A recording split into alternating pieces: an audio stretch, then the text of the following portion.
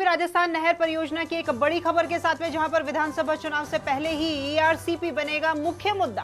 Congress party पूर्वी राजस्थान में ERCP को बनाएगी मुद्दा और 13 जिलों में निकाली जाएगी ईआरसीपी को लेकर यात्रा।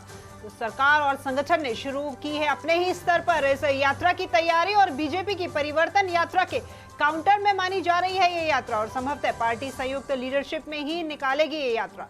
अगले सप्ताह कांग्रेस अध्यक्ष के दौरे के बाद में यात्रा शुरू करने की तैयारी की जा रही है और 13 जिलों की 83 विधानसभा क्षेत्रों में पहुंचेगी ये यात्रा और यात्रा को लेकर पार्टी की ओर से किया जा रहा है माइक्रो मैनेजमेंट।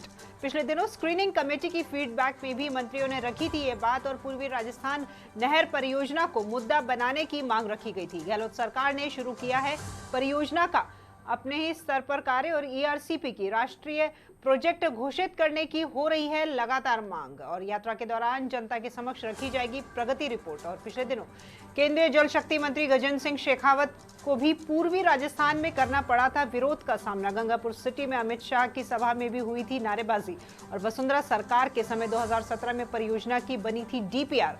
परियोजना के तहत 13 जिलों में पेयजल और सिंचाई कार्य का प्रावधान होना था। गहलोत सरकार के समय अब तक हुई योजना में प्रगति, नवनेश बैराज का कार्य 86% और ईसरदा बांध का कार्य 75% पूर्ण हो चुका है। दोनों ही बांधों पर अभी तक 1536.42 करोड़ रुपए की राशि व्यय की गई है। तो परियोजना के तहत 13 जिलों में पेयजल और सिंचाई की योजना की जानी थी उपलब्ध। इस खबर पर अधिक जानकारी के लिए जुड़ते हैं हमारे सहयोगी दिनेश कसाना के साथ में। जी दिनेश, ईआरसीपी को लेकर सरकार की तरफ से यात्रा निकाली जाएगी और दूसरी तरफ केंद्रीय जल शक्ति मंत्री गजेंद्र सिंह शेखावत और राजस्थान में आने पर उनको सामना करना पड़ा था विरोध का और यही हाल अमित शाह का भी हुआ था गंगापुर सिटी में। देखिए राखी, पूर्वी राजस्थान नहर परियोजना का एक बहुत बड़ा मुद्दा है और ये 13 जिलों की लाइफलाइन कही जा सकती है इस परियोजना को। और ये दोनों ही पार्टियों की ओर से लगातार इस पर सियासत हो रही है। कांग्रेस पार्टी लगातार इस मुद्दे को बना रही है क्योंकि गहलोत सरकार ने इस योजना पर करीब 13,000 करोड़ रुपए का अभी तक बजट प्रावधान किया है और इसका काम भी शुरू कर दिया है। तो इसको लेकर लगातार मांग हो रही है कि इसे राष्ट्रीय प्रोजेक्ट घोषित किया जाए क्योंकि ये 40,000 करोड़ का प्रोजेक्ट था जो अभी करीब 70,000 करोड़ रुपए तक पहुंच गया है। तो ऐसे में राष्ट्रीय प्रोजेक्ट घोषित करने की लगातार मांग हो रही है। पिछले चुनाव में प्रधानमंत्री ने अजमेर की सभा में ये कमिटमेंट भी किया था और इसको लेकर बहुत सारी राजनीति हुई, लेकिन अब विधानसभा चुनाव में इसे बड़ा मुद्दा बनाने की कांग्रेस पार्टी तैयारी कर रही है।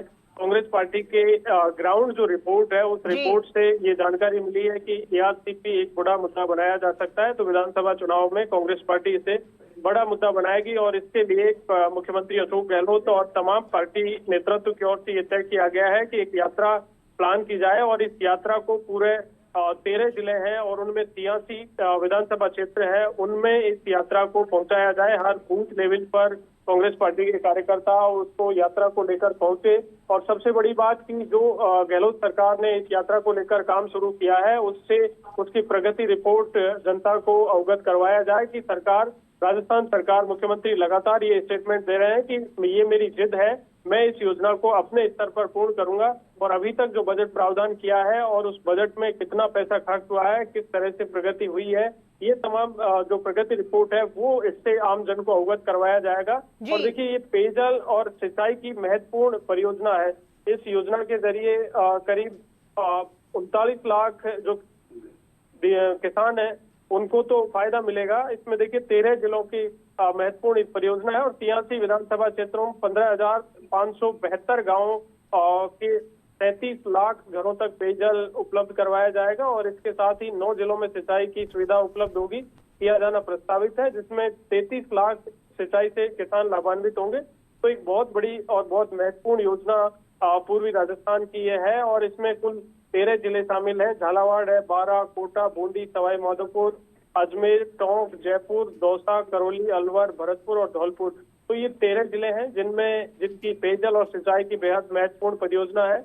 पूर्व मुख्यमंत्री वसुंधरा राजे बीजेपी सरकार के समय 2017 में इस परियोजना की डीपीआर बनाई गई थी और इसमें जो नदियों के स्तर आती है उसको लेकर लगातार ये बात हो रही है। केंद्र सरकार इस पर कह रहा है कि पेयजल जो पानी की उपलब्धता होती है उसी के आधार पर राष्ट्रीय प्रोजेक्ट घोषित किया जाता है, लेकिन पानी की जो उपलब्धता है वो राष्ट्रीय प्रोजेक्ट घोषित करने की स्थिति में नहीं है। तो ऐसे में इसकी डीपीआर को लेकर खामियां गिनाई जा रही है और कांग्रेस पार्टी का आरोप है कि श्रीराम वेदेरे जिन्होंने ये डीपीआर बनाई थी वो फिलहाल केंद्रीय जल शक्ति मंत्री के सलाहकार हैं जल शक्ति मंत्रालय में, और श्रीराम वेदेरे ही राजस्थान सरकार में उस वक्त 2017 में उनके द्वारा ये डीपीआर बनाई गई थी। तो श्रीराम वेदेरे आज सही है या पहले सही है, इसको भी कांग्रेस पार्टी लगातार मुद्दा बना रही है।